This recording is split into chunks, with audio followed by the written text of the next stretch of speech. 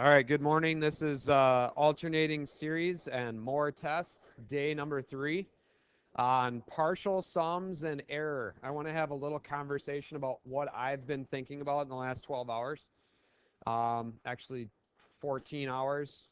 I was working ahead last night, and it kind of dawned on me. Sometimes a series diverges, right? So it diverges, we can't come up with the sum. Sometimes it converges, and we also can't come up with the sum. Right? If it's a geometric series, we can use a over 1 minus r. If it's a telescoping series, we could do partial fractions and figure out the sum that way. But sometimes there are sums or series that do converge. We know they converge from a test, but we can't say what it is. So is there a way we can estimate it? Sure. With estimation, what comes along with that? Error, right? So what we could do is we could take a series and we could take the first, let's say, 10 terms, and then it starts to get ugly, and we say, are we close enough yet? Right? Are we close enough that it might be something that we could reasonably say, okay, that's really close to the sum. That's really close. We know it converges. That's close enough for me. Now, close enough, that's a relative term. It might depend on who you are. You might say 2 decimal places, 5 decimal places. You might be, some kind of engineer. I don't know what their standard is, but it might be more strict than someone else, I would hope, depending on what they're building. So there's not a standard for like how many decimal places we want to be accurate to. However, we're going to do a little work with error today, and Homer Simpson is apparently our friend. Okay? Does the description of what I just said make any sense to you? Okay. So we're going to try to find a convergent series sum. But we're not going to be able to find the exact sum. We're going to try to get as close as we can. That's what we're going to do. We're going to use integrals and our calculator to do that. So I want to scroll down here. This was the activity we did yesterday. I've posted the key to that. It's in today's homework key. It's the first part of that, so it's there for you if you want to check. Okay, so I want to kind of blindly lead you out into something that's going to be uncomfortable here. But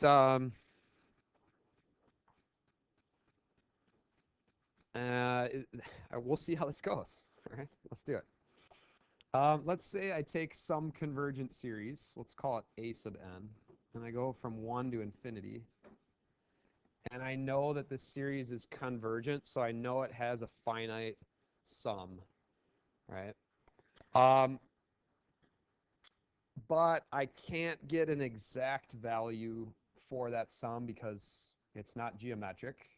Is that going to erase? No, of course it's not. Okay, so let's say I can only go out k terms, right? I can go out k terms mentally, and then it becomes hard to calculate past that. Well, then what we can do is we can then say that the sum, right, from 1 to k of that would be obviously less than the sum from 1 to infinity of said function, as long as it's not alternating, which at this point we don't know. Okay, so they're all positive. But how could we say that that would be equal then? Right? What would we have to add on to the previous sum in order to make them equal? Some kind of what? Error, right? Some kind of remainder, some kind of something left over, right? So I'm gonna add this remainder, right? This error, said error. Are you with me so far? Okay. So technically speaking, this sum from n equals 1 to k of a sub n would be equal to the sum from n equals 1 to infinity of a sub n minus said error. Let me pause it for a moment and let that sink in.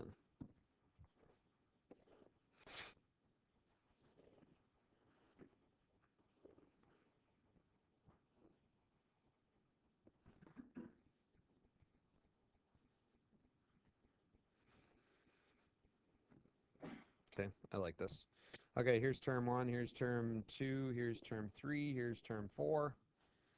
And let's say this is the series. Oh, we're going. We're good. Let's say n equals 1 to 4 of 1 over n squared. Okay. So our first term, if I plug in a 1, what do I get? 1. I plug in the second term, what do I get? 1/4. Then I get 1/9. Then I get 1/16. Okay, so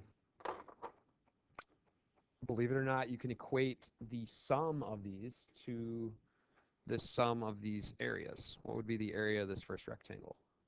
1. What would be the area of the second rectangle? 1/4. Of course, not to scale.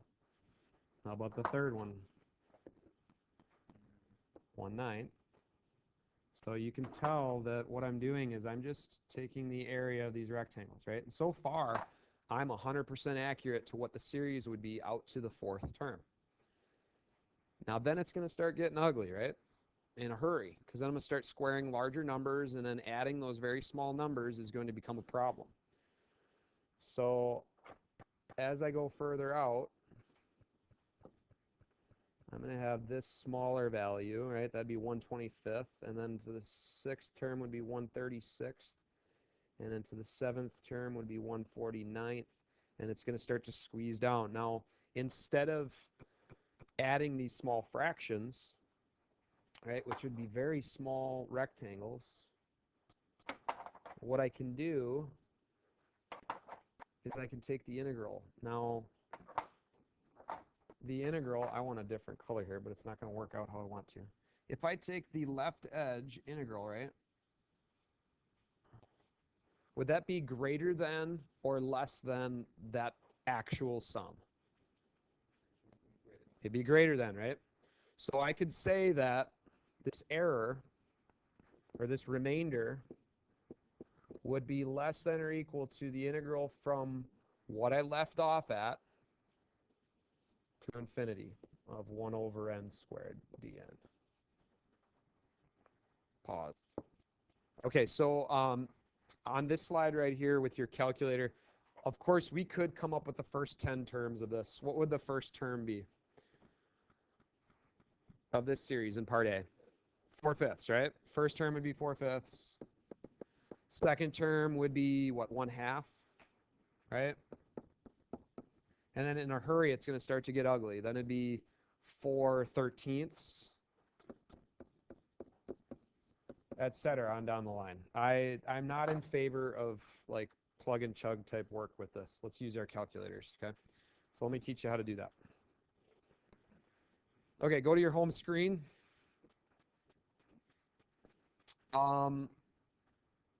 Let's see. Could I have someone write down the keys, just like what keys we're pressing, just so that we can get like a nice. You can go to key press history. Can I? Yeah, if you look at the really big screen on the right, there's Yeah. a tab right above it that says key press. Yep, let's do that, and then we'll take a picture of that. Sound good? I might not want to leave it up there though, huh? You can clear it at the bottom, right by the record button. By the record button. This right here? Sweet. Okay. Hopefully I press all the keys in the right order. Okay, here we go. So we're going to write our sequence in the following way. Okay, so press, I believe it's stat. Whew. I think. And I'm wrong. Okay, clear history. Nice, good job. Good start. Oh, second stat. I think that was it. That's what I wanted. Yes, second stat. Good start. Okay, and then we're going to go over to ops, go down to option 5, which would be sequence. And, oh, I've typed something else in there. That's great. So let's type in our actual. What was it? 4 over what? 4 divided by, and if you're in function notation, you'll get an x instead of an n. I'm going to put that in parentheses, actually. X squared plus 4, parenthesis. My variable is going to be x. I'm going to start at 1. I'm going to go to 10, and steps of 1. Of course, with sequences, steps are always 1, so make sure that that's set at 1. Let's pause there for a moment. Okay, all the way down here. I'm going to press enter. And I see I get 0.8, which was 4/5. I get 0.5, which was 1/2, and then it starts to get gross, right? There's a couple of nice terms within there. Now what I'm going to do is I'm going to store this, right? I'm going to store this, so press stow. That's how they say it on Lake Street Extension. And I'm going to store it as list 1. Okay, so press second and the number 1. I'm going to store it as list 1. Press enter. It has been stored as list 1. Nothing new there. And then I'm going to go back and press second stat again. Go out to math this time. And go to number 5. So we went ops before, go math this time, go 5. Now we have to bring up list 1, so I pressed second 1, so I don't have to type all that in there again. And we should get the sum out to 10 terms. Okay, so we get 2.265. I'd go out 3 decimal places with that to 2.265. So if we wanted to estimate the error for this, what we would do, you guys, is take the integral from where we ended to infinity of said sequence. So we would go from, I'll do a different color here, from what to infinity? From 10 to infinity of said function of 4 over n squared plus 4. Okay, now that looks like an arctangent problem to me. Do you see arctangent involved in that integral? I do, right?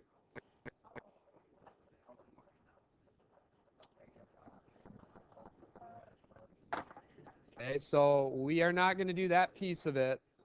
We're not going to do that piece of it, but I am going to show you the next part, right? So we could estimate the error using that, or the remainder, what would be left to be added. Of course, it'd be a little bit less than that. But here's what I really want to touch on. Here's the question at hand. What is this asking you in math terms? What is this asking us to find? Area under the curve. So what is it asking me to find, though? It's asking me to find a point n, or a term number n, such that the error would be 0.04, right? I want to get as close as I can so that the sum is within 0.04 of the actual sum. All right, so we're going to do this piece together. So let's do it. Improper integration. I'm going to take a 4 out here, leave the n and the infinity there. That'll leave me with 1 over x squared plus 4 dx. How would I integrate that? That'd be arctan, right? So this would be 4 times, do you remember what you do with this thing, this a? Yeah, we turn it into 2 squared. So we call 2 a, so this is a squared. So we take 1 over a, which would be 1/2 arctan of x over 2. And we're going to take that from n to infinity. And we want that thing to equal 0.04. So we're going to find a term number. We're going to figure out how many terms out we have to go in order to make this sum within 0.04 of the actual sum. I think that makes sense right now.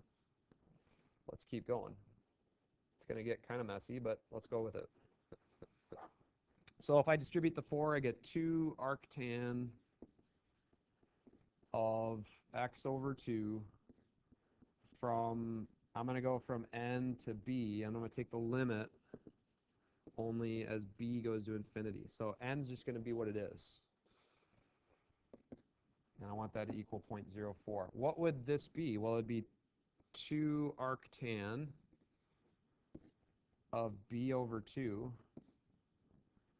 minus 2 arctan of n over 2. We want that to equal 0.04. We're taking the limit as b goes to infinity of said thing.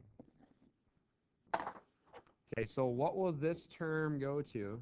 Actually, more specifically, what does arctangent go to as b goes to infinity? Do you remember what arctan looks like? Looks like this. It's got a horizontal asymptote here. Yeah, it goes to pi over 2. This is a really terrible example. Thank you very much to the person who thought this was a good idea. No, I'll take the blame. Yeah. Okay, so this arctan of b over 2 will go to pi over 2. No. What is 2 times pi over 2? Pi. Okay, so we get pi minus 2 arctan of n over 2. And I want that to equal 0.04. Okay, well, I'm going to subtract pi, divide by -2. Okay, subtract pi, divide by -2. So arctan of n over 2 will equal 0.04 minus pi over -2. All right, now what? Not inverse arctan, tan. We take the tan of both sides. So if I take the tan of both sides, I'll get n over 2 equals tangent of gross. I'm going to take this negative out, make that positive, make that negative. So it'll be pi minus 0.04 over 2. So I can use my calculator for that and then multiply that answer by 2. Oof. All right, let's do that offline here so I don't waste all my, time. Okay, so this seems pretty extreme, but it looks like n, you get 99 point what? Okay, so in order to get that kind of error, we wouldn't say 99.9. We'd say n has to be greater than or equal to 100. We got to go out 100 terms in order to get that close. That seems kind of unreasonable to me. I feel like maybe we did something wrong there.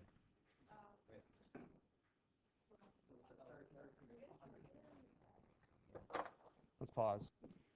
So if I've used my calculator to go out 12 terms, right, I'll get a sum. This question is asking, could I approximate the error for those first 12 terms if I've gone 12 terms deep? Yes, I can. I do an integral from what limit? From 12 to infinity of 1 over 5n squared dn. Okay, so you can visualize this integral however you want. I'm going to go take the 1/5 out from 12 to infinity of, I'm going to call that n to the -2nd. Okay, I know that that function converges. First of all, it has to converge in order for us to do this, right? So that converges by what test? P-series, right? By P-series, I can say it's convergent. It has to do that to start with, which I probably should have led with, but that's okay. So if I take the integral of n to the -2nd, I think I get, what is that? 1/5 times -1 over n to the first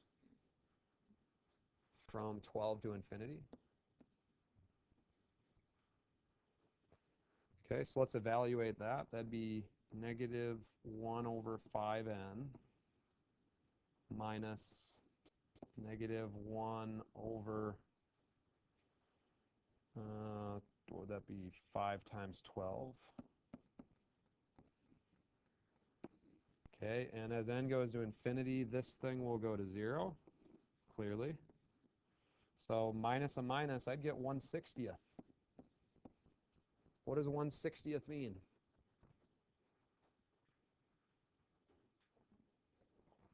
The error, right? The error would be less than or equal to 1/60th. So we're pretty close. That's decent, right? We'd like to go a little further. Maybe you go out to 24 terms. I don't know what it'd be. Maybe it'd be 1/2000 as the error. Then we're getting real close. Right? We're not finding the actual sum. We're finding how close are we to the actual sum. Diogo. I'll give you this. 0.000005 is equivalent to 1 over, I think it's, oh boy. Let me see. Math frac, help me. Is it 200,000?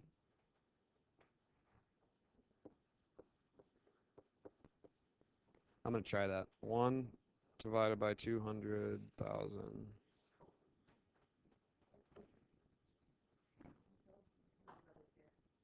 Is it another zero? So 2 million. Throw another zero in there. Okay. So it's 1 over 2 million. Okay, go. See what you can do.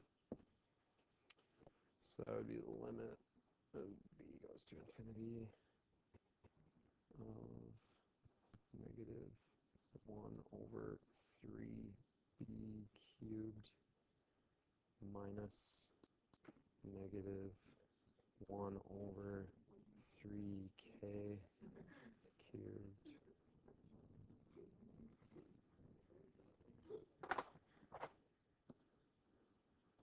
Go to 0.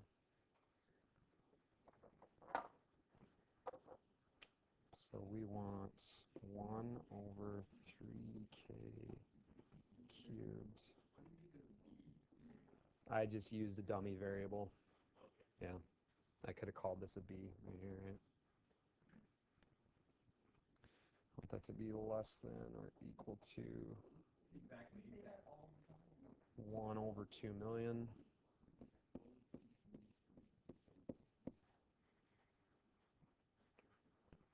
Okay. So far, is that looking okay to you? So what would happen if I did this and took their reciprocals? What happens to the inequality? Flip it, right? Divide by 3.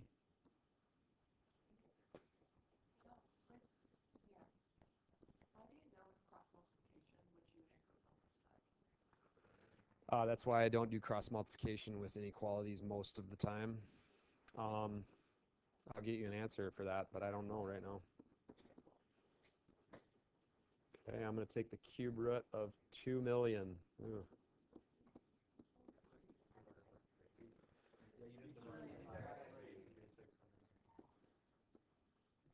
Extend that, thank you.